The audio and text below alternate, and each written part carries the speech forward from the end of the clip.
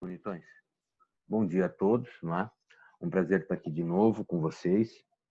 Fico muito feliz, não é? Como sempre, é muito gostoso, especialmente porque bastante gente tinha faltado à última aula, tinha gente que já não tinha retornado na penúltima. Então, muito gratificante estar aqui com vocês de novo. Olha só, qual que é a nossa... Em primeiro lugar, essa é a nossa última aula. A nossa última aula de conteúdo programático para a prova é hoje, tá beleza? Terminando essa aula aqui, eu vou colocar um acórdão lá para vocês sobre transgenitalização e mudança de nome, tá bom? É um acórdão do Superior Tribunal de Justiça, relatoria da Nancy Andrighi, uma ministra que todos os votos que eu li dela, eu tive foi muito agradável para minha leitura. Então, acho que vocês vão gostar desse acórdão. Aí, nas aulas subsequentes, a gente discute esse acórdão sobre transgenitalização e mudança de nome, porque aí a gente vai ter muita coisa para poder discutir sobre nome, né? Sobre o nome, sobre as possibilidades de mudança do nome e sobre os direitos da personalidade em geral, né? Esse acórdão de transgenitalização é um acórdão assim estándar, é um acórdão importante, significativamente, né? Porque a Nancy Andrighi ela termina por concluir que esse cara tem o direito a ser, né? A ter o seu nome alterado, o seu gênero alterado, né, do masculino para o feminino, e que não conste de seus registros, né, que essas alterações. Quer dizer, a partir de então ele é conhecido, inteiramente conhecido do ponto de vista jurídico como sendo uma mulher, né, a partir do acórdão da Nancy. Então, eu acho um acórdão bastante significativo porque coloca também outras questões, né? Em termos de direito da personalidade, a disponibilidade sobre o seu corpo, né? A integridade psíquica, e em termos dos relacionamentos intersubjetivos, né? Eu até pedi para um aluno meu que é de lá da região, é Rio Preto, se não me engano, que ele tentasse conseguir o registro civil desse cara, mas ele nunca me deu respostas. Então a gente não tem o registro civil como ficou. Mas a leitura do acórdão é uma leitura muito importante para vocês fazerem, não só para você ter ambiente nesse tipo de leitura, né? Começar a ganhar ambiente, mas especialmente pela gravidade dos direitos, né? Da proteção jurídica a esses direitos da personalidade. Mas a gente falou na aula passada, na aula de sexta-feira, para quem perdeu, sobre o nome da pessoa, né? Tem lá a aula, e de modo que hoje falta a gente falar simplesmente sobre domicílio e sobre estado. Ou seja, o que nós falamos aos senhores foi o seguinte, que essencialmente o nome é um direito da personalidade, o estado é simplesmente uma qualificação do indivíduo necessária para a prática de determinados direitos, não é? E o domicílio é a sede jurídica da pessoa natural e da pessoa jurídica. Então, que nome, domicílio e estado não tem nenhuma relação entre si, esses três temas, mas que uma parte da doutrina, né, vale-se de que eles são juntos qualificadores da pessoa natural, não é?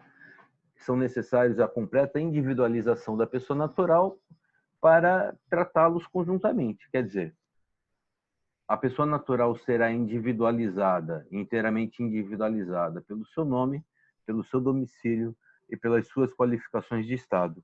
Tá beleza? Então é por essa razão, simplesmente por essa razão, que a gente vai estudar esses três elementos conjuntamente. Já estudamos o nome, agora estudaremos domicílio e qualificações de estado. Só um minutinho, pessoal.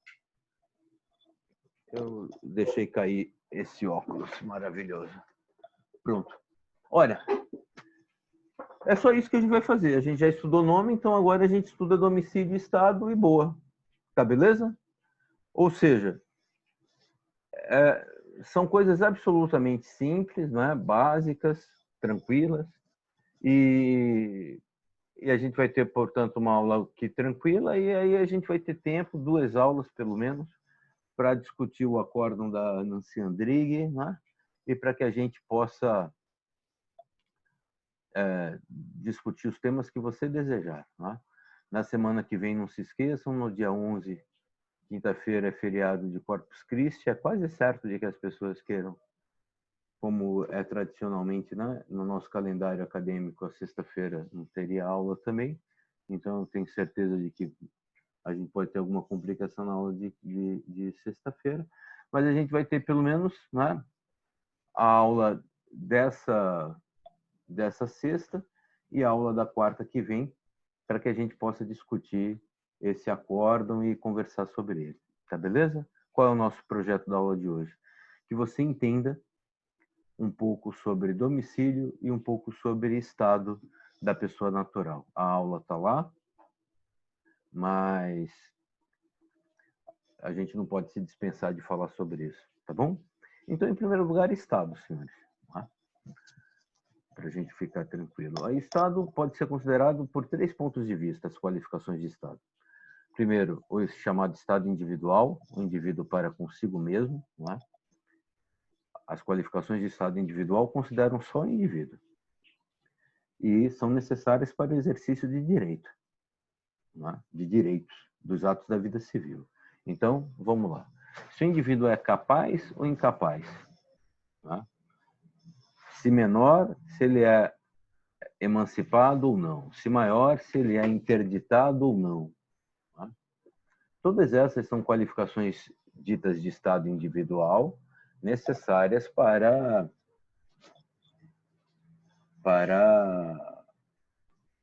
o exercício de direitos. Né? Então, é típico lá nos contratos você ter, né, especialmente no caso dos menores, a qualificadora de emancipado, né? Ou se o camarada é maior e está interditado, vai ter que constar interditado, né, para que justifique-se a sua representação legal. Né? Também nos testamentos feitos já por idosos, né, o camarada está inteiramente capaz, no pleno gozo de suas faculdades mentais e tal. As qualificações de estado individual dizem respeito só à consideração do indivíduo e, portanto, né, ao modo, né, a possibilidade e modo do exercício dos direitos desse indivíduo. Tá beleza? As qualificadoras fundamentais, então, são essas aí. Menor ou maior, capaz ou incapaz, né? E, portanto, emancipado ou interditado. Tá beleza? Essas são as qualificadoras fundamentais. Mas não é que outras qualificadoras não sejam também possíveis, né? Qualquer uma qualificadora que você queira incluir, né? E, embora o gozo dos direitos pela lei, né, sejam sempre condicionados a essas qualificadoras aí, a capacidade ou a incapacidade, nada impede que direitos dentro de um contrato sejam condicionadas a outras qualificadoras de estado individual também. Tá beleza? Né? Também é importante saber se o camarada é solvente ou insolvente, né? Quer dizer, se ele tem patrimônio para pagar as suas dívidas ou não, tá beleza? Conforme a área do direito, em direito empresarial, por exemplo, haverão outras qualificadoras. Muito bem. Isso para falar do estado individual. Agora, em seguida do estado individual, analisa-se o chamado estado familiar, se o indivíduo, a situação do indivíduo com relação à sua família, né?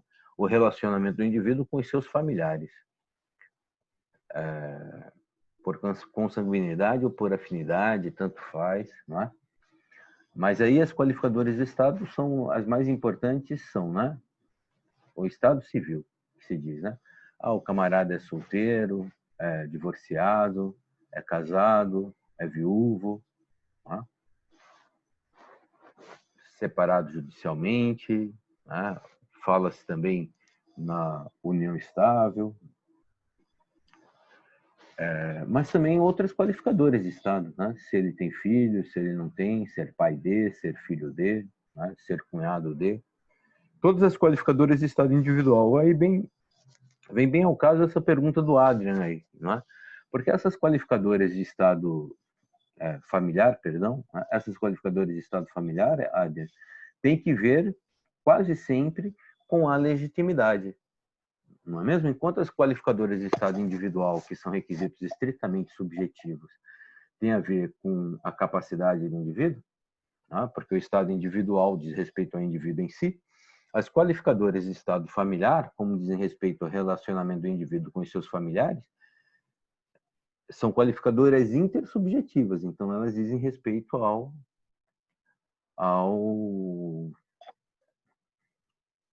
à legitimidade, não mais à capacidade. Né? Por exemplo, o indivíduo casado, que não seja em separação de bens, ele não pode praticar atos de disposição patrimonial sem a anuência do seu cônjuge, sem a chamada outorga uxória da mulher ou marital do marido. Você percebe? Então, o indivíduo ser casado, é importante você qualificá-lo no contrato como casado, como solteiro, porque isso indica as suas possibilidades de disposição patrimonial. Você entendeu? É por isso que lá no contrato você fala maior ou menor, né? Capaz ou incapaz, emancipado ou não, se menor, não é? É por isso que lá no contrato você qualifica o cara como casado, solteiro, divorciado ou viúvo, não é mesmo? Mas note, não é só se ele é casado ou solteiro que importa, não é mesmo? Se ele é pai, também importa para a prática de uma série de atos de disposição patrimonial. Então, o estado familiar tem que ver com isso, né? Com o gozo das liberdades civis ainda, mas com o relacionamento do indivíduo com os outros indivíduos de sua família. Tá beleza? Então, a gente tem estado individual e estado familiar relacionados aos requisitos para o gozo das liberdades civis, né? Das liberdades de um homem com relação aos outros homens. Né? As qualificadoras de estado individual tendo que ver com a capacidade, as qualificadoras de estado familiar tendo que ver quase sempre com a legitimidade. Tá certo até aqui? Finalmente, fala-se de estado político, né? Para pensar no relacionamento do homem com a sua nação, né? Com a nação da qual ele faz parte ou com a nação na qual ele está. Tá beleza? Assim é que você fala em nacional ou estrangeiro. Né? Nato ou naturalizado. O gozo dos direitos políticos, por exemplo, né? Então, ao lado das liberdades civis estão as liberdades políticas, né? As liberdades civis, tudo aquilo que eu posso fazer com relação aos outros homens, com relação à sociedade. As liberdades políticas, aquilo que eu posso fazer diante do Estado. O gozo das liberdades políticas tem a ver com isso que a gente chama de Estado político. Isso é fundamentalmente, né, ser nacional ou ser estrangeiro, e sendo nacional, ser nato ou naturalizado. Você sabe que, por exemplo, para você ser presidente da República, só sendo brasileiro nato, né? Mas outras qualificadoras de estado político também são relevantes, né? Até se o indivíduo, para o gozo dos seus direitos políticos, né? Existem punições que tomam em conta a responsabilização política, por exemplo, proíbe o indivíduo de participar de eleições, né, de obter cargos eletivos. Alguns indivíduos estão proscritos de ter cargos públicos e assim por diante, tá beleza? São qualificadores de estado político, as que dizem respeito ao papel do homem dentro do estado em que ele vive, tá beleza? Essas são as qualificadoras de estado. Só um minutinho, por favor.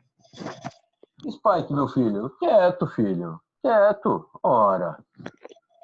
Muito bem, gente. Tá beleza até aqui, em estado? Muito bem. E isso é estado. Ou seja, o estado toma em conta o relacionamento do indivíduo com o estado do qual ele faz parte ou no qual ele está, o relacionamento do indivíduo com a sua família ou o indivíduo em si mesmo.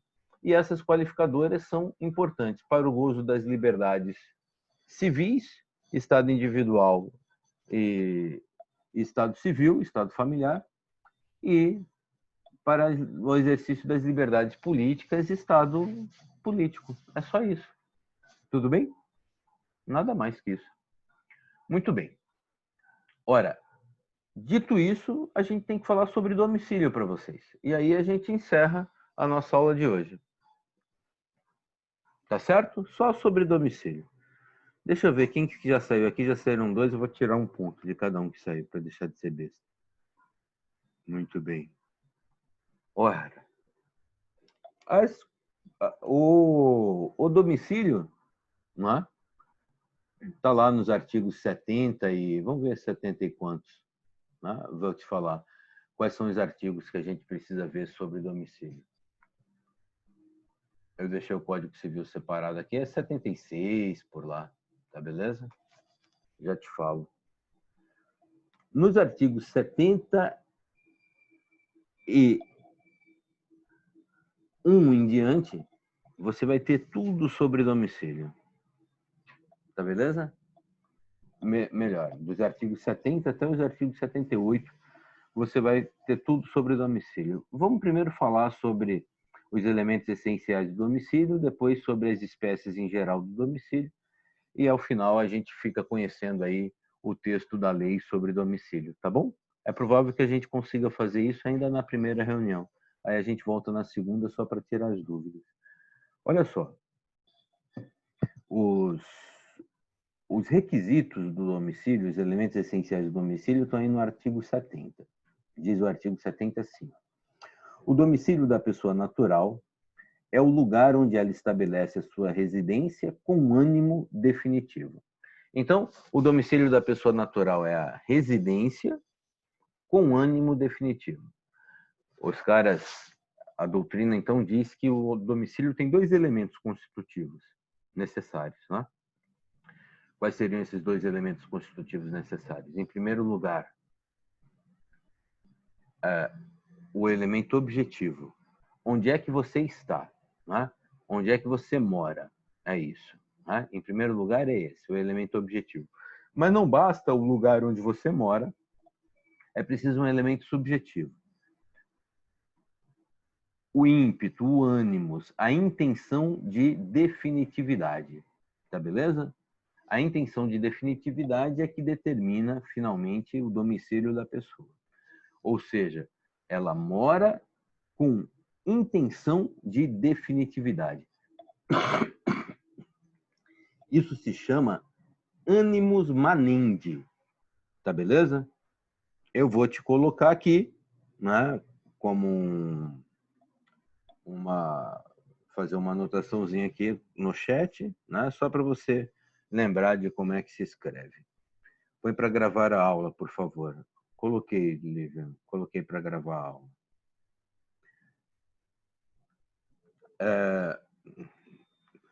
Animus manendi. Tá certo? Esse é o elemento subjetivo do domicílio. Só para você saber, né?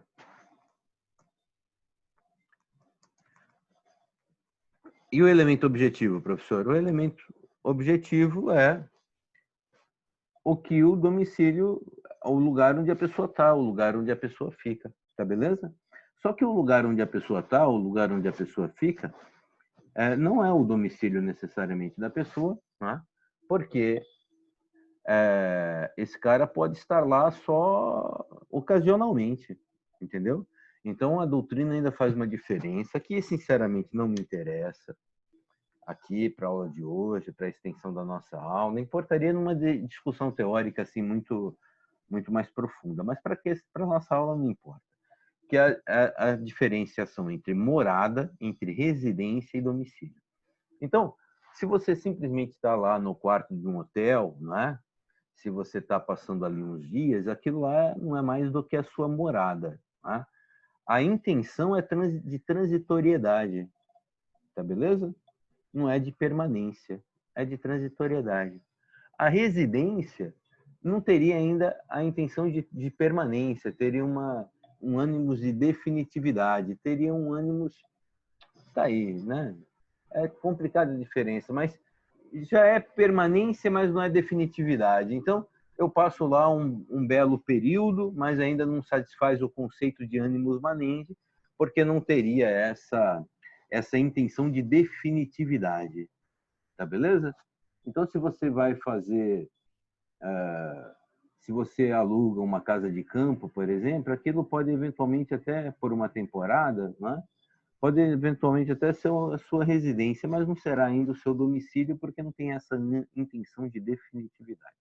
Tá beleza?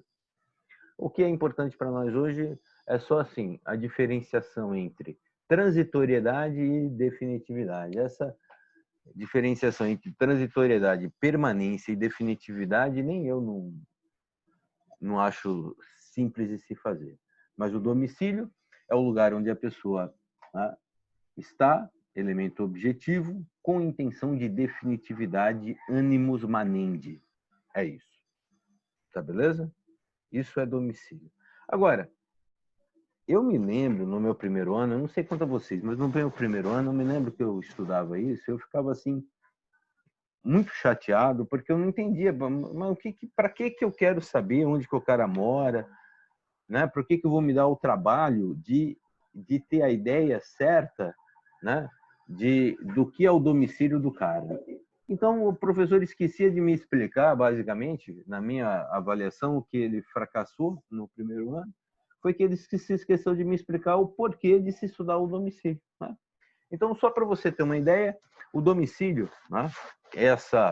Esse lugar que a pessoa habita com definitividade, com intenção de definitividade, ele é fundamental para 3 coisas que são absolutamente importantes dentro do direito. Não é pouco, é muito importante para o direito, né? 3 coisas tomam em conta o domicílio para sua fixação. Em primeiro lugar, qual a lei que será aplicada à relação social? Ou, por vezes, é o domicílio da pessoa que determina a lei em aplicação. Tá beleza? O professor Júlio Gazawara deve ter falado disso para vocês, falando sobre vigência da lei no espaço, tá? Lá nas normas do direito brasileiro. Então, em primeiro lugar, depois eu volto nisso, mas em primeiro lugar, a lei que se aplica ao relacionamento social. Muitas vezes ela é definida pelo domicílio. Em segundo lugar, o lugar de cumprimento das obrigações, tá? Então, o lugar em que a pessoa cumpre as suas obrigações, em que a pessoa pode ser obrigada a cumprir as suas obrigações, também tem a ver com o domicílio. Frequentemente é definido a partir do domicílio da pessoa natural. E em terceiro e último lugar, não é? A definição da competência. Então, diante de que juiz a pessoa será julgada, tem a ver também com o domicílio. Tá beleza? Então, faltam aí 10 minutos para acabar a nossa primeira reunião. Infelizmente, não vai dar tempo de fazê-la toda, né? Vamos só fazer essa primeira coisa aí, né? Esse primeiro elemento do domicílio, considerando aqui, portanto, a importância do domicílio para a definição da lei aplicável. Tá certo? Dei uma olhada a esse propósito nas normas de introdução ao direito brasileiro, melhor, na lei de introdução às normas do direito brasileiro. Tá beleza? Vocês devem ter estudado aí com o professor Júlio Gazawara, né? Salvo engano, ele já deve ter tido tempo de falar isso para vocês. Se ele não teve tempo, fiquem tranquilos, que ele ainda falará para vocês no segundo semestre. Mas na lei de introdução às normas do direito brasileiro, artigo 7º em diante, vocês já ouviram falar disso ou não? Da lei de introdução às normas do direito brasileiro? Deixa só eu ter uma noção. Já? Maravilha. Perfeito. Muito bem. Lá na lei de introdução às normas do direito brasileiro, vejam aí o artigo 7º, diz assim, ó: a lei do país em que domiciliada a pessoa determina as regras sobre o começo e o fim da personalidade, o nome, a capacidade e os direitos de família. Então, veja, se a lei brasileira trata do início da personalidade, só para exemplificar, né? No nascimento com vida, e a lei argentina trata do início da personalidade jurídica no nascimento, perdão, na concepção, então, como é que eu vou considerar se o indivíduo chega a herdar do seu pai ou não? Não é? Um filho brasileiro de uma família argentina, por exemplo, que resida na Alemanha. Ora, né?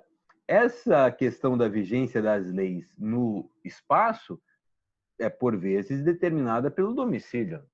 Vai depender de onde é que essa pessoa está domiciliada e do que diz a lei de onde ela está domiciliada. Não é? E aí vem os parágrafos vários do artigo 7º. Tudo bem? Todos eles com relação à vigência da lei no espaço, definição pelo domicílio. Depois, o artigo 8º. Não. O artigo 9º. Para qualificar e reger as obrigações, aplicar-se-á a lei do país em que se constituírem. Perdão, também não é a qualificação da obrigação, é onde tiver constituída a obrigação, não tem a ver com a lei é ratione lote, não ratione persone, não tem a ver com o domicílio da pessoa, né? Agora, o artigo 10º volta a falar do papel do domicílio na definição da lei aplicável, olha só. A sucessão por morte ou por ausência obedece à lei do país em que domiciliado o defunto ou o desaparecido, qualquer que seja a natureza e a situação dos bens. Então, se o camarada brasileiro morreu na Alemanha, qual será a lei aplicável a ele? A lei do seu país natal ou a lei do país em que ele está? Né? De acordo com a lei brasileira, será aplicada a lei do país em que ele foi domiciliado, a lei da Alemanha. Você está me entendendo? Essas são questões para, no direito internacional privado, definir qual é a lei aplicável. Tá beleza?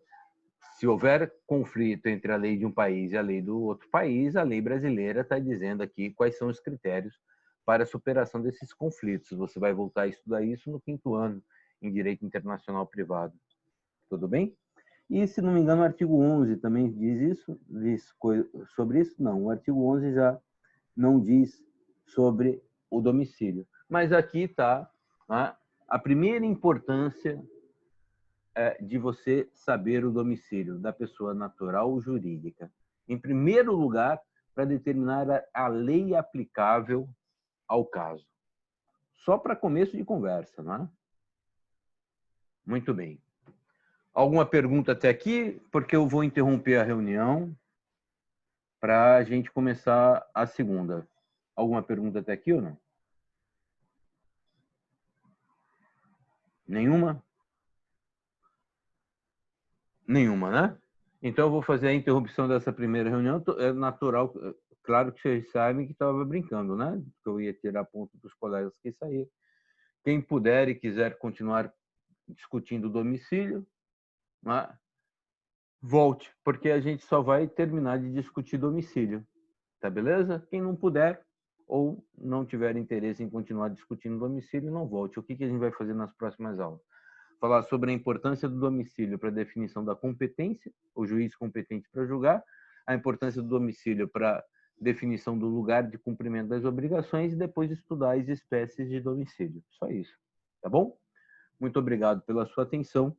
Até daqui a 2 minutos. Beijo.